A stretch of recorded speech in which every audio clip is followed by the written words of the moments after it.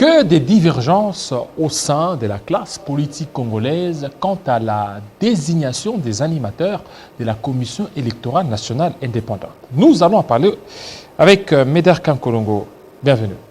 Merci Jean-David. Voilà, vous aviez suivi votre prédécesseur, Prince Epengue, qui a parlé, qui a donné son point de vue par rapport au processus électoral. Et vous, vous êtes aussi acteur politique par rapport au processus électoral. Bon, écoutez, Jean-David, moi, d'ailleurs, je commencerai par compatir avec notre compatriote tué lâchement en Inde. En Inde, ok. Et je pensais que M. Epengue pouvait commencer par compatir, mais comme il s'empresse pour accéder au pouvoir par tous les moyens, c'est ce qui l'intéresse. Et je regrette que je n'ai pas vu le gouvernement des Warriors condamner les fils que cet acte ignoble. Il est grand temps de dire aux Indiens qui, d'abord, ici chez nous, nous fait travailler dans des conditions difficiles. Ils nous clochardisent même à l'intérieur de notre propre pays. Vous allez par exemple ici chez Pain Victoria, un Libanais là, où les gens peuvent entrer à 18h, sortir des mains à 9h pour toucher 5 000 francs. Ils vous travaillent nuitamment debout. Ça ne suffit pas. Il faut nous tuer en Inde. Nous demandons au gouvernement des Warriors de sécuriser notre peuple. Vraiment, c'est inacceptable. Les gens travaillent ici même au-delà des heures prévues. Les gens commencent à 8h jusqu'à 20h. Il n'y a pas des heures supplémentaires. Il y a des journaliers qui vous ont fait 5 ans, qui est toujours journaliste chez un Libanais, chez un Indien. Le ministre du Travail doit faire quelque chose. Mais je pense que nous sommes ensemble nos compatriotes qui ont l'extérieur du pays. Congo en avant plaidera pour votre cas, mais nous serons ensemble. Mais pour arriver à ce que j'ai entendu M. Epengue dire ici, donc c'est un politicien qui fait ses shows. C'est chaud. Lorsque vous suivez M. Fayoulou, il vous dit clairement qu'il est avec le mouvement citoyen pour un truc appelé, il est avec Sesanga, j'ai vu le jeune ici qui a beaucoup de cheveux. Contre les glissements. Contre les glissements. Mais vous avez de l'autre côté, et il y a M. Mouzitou, qui de l'autre côté, il faut revenir à la table des négociations. Quelqu'un qui à la fois, il s'oppose au glissement, mais en même temps, il faut revenir aux négociations pour parler des Angoussi Roche. Nous avons levé l'objectif de la vérité à notre peuple. C'est quoi cette vérité? Mais les acteurs politiques ont peur des élections. Ils ont peur des élections. Ils veulent accéder au pouvoir par des manœuvres dilatoires. Les chefs de l'État. La raison pour laquelle Congo en avant, mon parti politique, exhorte notre peuple d'être mobilisé pour renouveler cette classe politique non classable en 2023. C'est nous, Congo en avant, nous disons il y aurait bel aimé élection en 2023, mais les autres, tantôt ils vous réclament les élections. De l'autre côté, il faut négocier, il faut revenir sur les tables de négociation. Négocier quoi on est en 2021, bientôt 2022. Préparons-nous pour les élections. Voilà, pour les élections. Mais déjà, le président Félix Tshisekedi a rassuré, dit qu'il y aura élection en 2023. Et même son parti politique l'a aussi dit que les autres acteurs qui veulent aller aux élections, qui s'impatientent parce qu'il y aura élection, et Félix Tshisekedi va devoir gagner. Et vous avez vu comment on nous met la pression. Comme si on était déjà en 2023. Alors qu'il y a des priorités pour notre mais c'est parce que déjà le président lui-même a lancé sa pré-campagne. La classe politique. Okay. Tu sais pourquoi les gens veulent accéder, les autres veulent s'éterniser au pouvoir, les autres veulent accéder. Mais pourquoi nous partons aux élections? Pourquoi on organise les élections? C'est le mois par lequel le peuple choisit ses dirigeants pour changer. Normalement, ce vécu quotidien, mais si vous regardez notre peuple, continue à souffrir. On ne parle pas d'électricité. Hier, le ministre de l'économie venait à peine de dire que non, il peut y avoir baisse des prix des premières nécessités.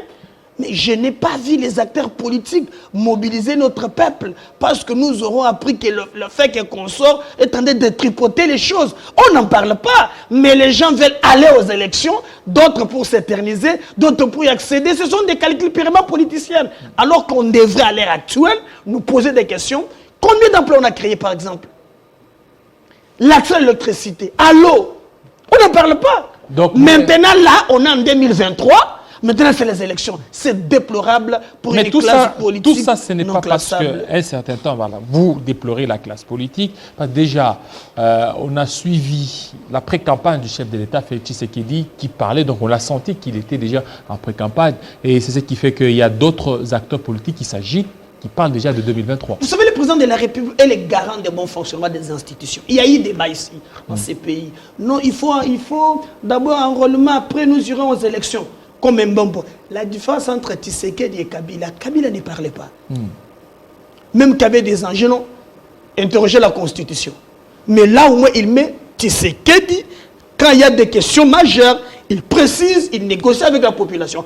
Il a clairement dit, nous irons aux élections en 2023 pour couper le rumeur qui disait, ah non, nous devons d'abord passer par le recensement, après passer aux élections. Il a dit non, niet, nous devons aller aux élections en 2023. Mais ce n'est pas ça l'essentiel pour aujourd'hui. On est en 2021, il y a des urgences.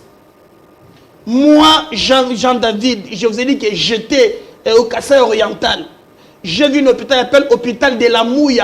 Il n'y a pas l'échographie. Il n'y a pas d'échographie. Ces gens n'attendront pas 2023 pour voter. Il y a urgence. J'étais à Kimbanseke, j'étais à Mungafula. Ces gens-là n'ont vu que dans l'obscurité, qui n'est pas seulement son nom. Qui fait la SNEL? Qui fait la régie des autres? C'est ça l'urgence. Après, nous irons aux élections. Vous soutenez le gouvernement Sama Lukonde. Écoutez, et ce gouvernement qui a présenté un bilan de 100 jours, et comment vous jugez ce bilan? Ici, moi, je pense qu'il y a à boire à manger. À boire à manger. Ouais. D'ailleurs, ils ont fait mes inspections de grâce. Il faudrait me présenter le bilan de 100 jours. Ici, il y en a d'ailleurs. Hein. Il fallait quand même le... moi, si je peux regarder, j'ai vu le ministre de l'économie, j'ai vu le ministre des portefeuilles qui travaille, j'ai vu le ministre de l'EPST, je vois les autres là qui, en tout cas, je ne sais pas si de l'emploi que Warrior, mais à mon humble avis, ils doivent encore fournir beaucoup des efforts. Parce que notre peuple souffre et il est grand. Et déjà, lorsqu'on est en train de voir la classe politique, on a vu Bahati Lukwebo, Kengwa Dondo, il y a encore notre parti qui a déjà leur candidat pour 2023. Et c'est ce qui justifierait aussi ces blocages au niveau de la CENI. Non, normalement, si vous regardez par exemple l'union sacrée en soi, cette galaxie-là oppositionnelle où vous avez des gens avec leur agenda, personne ne se prononce pas. Vous avez par exemple nos amis d'ensemble qui tout le temps, ils sont en même temps et dans le gouvernement et en même temps dans l'opposition. Mais moi, ensemble. Mais comment dans l'opposition? Vous n'avez qu'à chaque ensemble, moment... Ensemble est en train de se battre pour ce gouvernement. Mais non, vous avez vu quand même qu'il y a des contre-courants à tout moment. Ça a été à gauche, ça a été à droite. Mais moi, je pense que la logique de M. Modeste Batil, vous avez d'ailleurs, on a dit qu'il devait être candidat en 2023 pour qu'il y ait des problèmes, mais vous l'avez vu, il a soutenu M. Tshisekedi pour 2023. Et c'est ça même la logique. D'ailleurs, c'est lui-même le géniteur. Il est parmi les gens qui se sont battus pour avoir l'unité au sein de l'union sacrée. Il était le formateur. Il sait d'où vient cette majorité, coctée d'abord parce que ce n'est pas une majorité qui vient directement des élections, mais c'est une majorité qu'on a eu fait CCK ensemble, est-ce que pour MLC. Lorsque vous taxez ensemble d'être dans l'opposition et d'être aussi dans la majorité, pour vous, ceux qui soutiennent le chef de l'État ou ceux qui plébiscitent la candidature du chef de l'État, ce sont ceux-là qui sont dans la majorité. Si vous regardez très bien, par exemple, on m'a pris quelqu'un qui est nommé, je crois, Transco. Je dois vérifier. On m'apprend qu'il était le conseiller juridique de l'actuel ministre des Transports. L'actuel ministre? Oui, M. Chérébé Okende. Bon, ce sont les travailleurs qui m'ont dit ça. Je prendais mon temps, je parle au conditionnel parce que l'autre fois j'étais ici, on m'a collé c'est mandat de comparution au 4e riz, je parle au conditionnel. J'aurais appris maintenant que non, l'actuel DG de Transco... Non, ce sont des intérimaires, non? N'oubliez pas. Ce sont mais des, oui, tous ceux qui sont là, au niveau de l'INPP, au niveau de Jean-David, mais au moins, j'aurais appris que ce sont conseillers juridiques. Vous bénéficiez des avantages. Il y a des gens, par exemple mon parti Congo en avant, il y a d'autres partis qui jusqu'aujourd'hui, ils n'ont rien eu. Mais c'est qui devait mouiller les maillots pour travailler pour l'intérêt de notre peuple et l'intérêt de cette coalition. Il se projette déjà en 2023 en ayant notre candidat. Mais ensemble, non, jusque l'ensemble ne s'est pas encore prononcé par rapport à la candidature de Katumbi. Il ne s'est pas prononcé. Jean-David, et en plus, ensemble, entre les par rapport à la consolidation de l'Union sacrée, ensemble fait partie des pions majeurs. Vous me connaissez, vous connaissez. Il y a ensemble, il y a Jean-Pierre Bemba. Ce sont eux, lorsqu'ils se sont levés, ils ont donné beaucoup plus de poids. Je suis d'accord. On ne peut pas nier ici, nous avons besoin de cette unité. Parce que c'est ensemble que nous allons réussir. Mais malheureusement, au sein de l'Union sacrée, il y a des gens qui se projettent déjà en 2023, au lieu de donner des solutions à notre peuple, et se positionnent en 2023. Dans l'Union sacrée, quel est ce parti-là qui s'est déjà positionné en 2023? À part l'UDPS. Parce que tous les partis jusque-là, lorsque vous parlez avec ceux d'ensemble, écoutez, j'en arrive. Lorsque vous parlez avec ceux d'ensemble, ils vous diront, la priorité, c'est d'abord le social et régler les besoins de la population congolaise. Seulement l'UDPS qui s'est déjà prononcé pour 2023. Jusque-là, je ne connais aucun parti. Je ne sais pas si on parle de quoi. Il y a AFDC, débat sur le web, qui s'est prononcé pour 2023 en choisissant Félix Tshisekedi. Alors allons-y maintenant. Oui. Pourquoi vous avez cité AFDC, vous avez cité les autres? Prenez par exemple, on parle d'AFDC par exemple. Oui. Monsieur Bahati, il est le moindre pour ne pas être candidat président de la République. La configuration actuelle de l'Assemblée nationale. Alors, qu'est-ce que vous avez voulu? Vous voulez qu'ensemble dise non, nous avons notre candidat. Les guerres qui se... Vous ne suivez pas le lieutenant de l'ensemble, ou bien vous faites semblant. C'est de l'ironie, je sais que vous... Il n'y a pas d'ironie. Entre les lignes, je sais, j'ai cet état, je ne tomberai pas. Vous suivez comment le lieutenant de l'ensemble communique. Quand vous le suivez, il s'attaque même au gouvernement, il s'attaque au régime. Mais c'est ça la démocratie. Voilà. Mais on ne peut pas être membre du gouvernement, on ne peut pas bénéficier des avantages du pouvoir et en entretemps être à l'opposition, il y a des lignes qui peuvent bouger. Or, moi, je demande à tout le monde, si vous êtes dans l'union sacrée, bien sûr, il faut dénoncer les mal, lutter contre la corruption, lutter contre le clientélisme, lutter contre le tribalisme. Je suis d'accord. Mais vous devez vous mettre ensemble pour donner des solutions d'abord à notre peuple. Les élections, si dans 2 ans, nous devons les organiser en respect de l'aide constitutionnelle, mais il est grand temps d'abord qu'on travaille pour l'intérêt de notre peuple. Parce qu'il y a déjà des gens au sein de l'Union sacrée qui se projettent déjà en 2023, ce qui n'est pas normal. Alors le peuple attend des solutions immédiatement. Voilà, le peuple attend des solutions immédiatement. Les processus électoraux est vraiment grippé, ça ne marche presque pas. Et vous, quelle est votre lecture par rapport à ça pour décanter la situation? Congo en regrette, mon parti regrette. Qu'on ne pire pas les leçons du passé. Vous savez, Jean-David, en tant que journaliste, vous êtes historien du présent. On a connu les cas avec M. Ronsard Malonda. Normalement, on doit savoir que lorsqu'on parle des candidats au niveau de la CENI, on n'a même pas des candidats. Les cas actuels, on a parlé par exemple de Kadima, Paul Sapou, Cyril Leboto, il y avait Daniel Kawata. Les candidats arrivent à ce qu'on appelle secrétariat technique. C'est au niveau du secrétariat technique qu'on est en train d'étudier le profil des candidats. Je regrette que la SENCO et le CC nous ramènent encore les mêmes formules.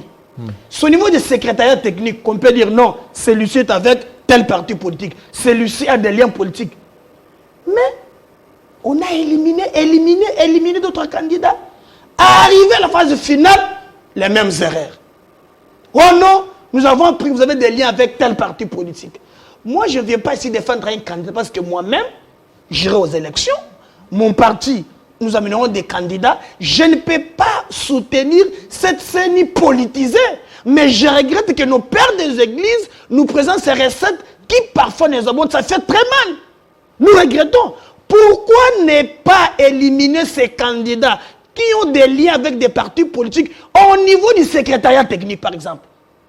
Comment vous avez éliminé Jibaya Mapia, Paul Sapou, Hervé Diakese, et vous avez laissé Kadima, sachant bien qu'il a des lèvres de partis politiques?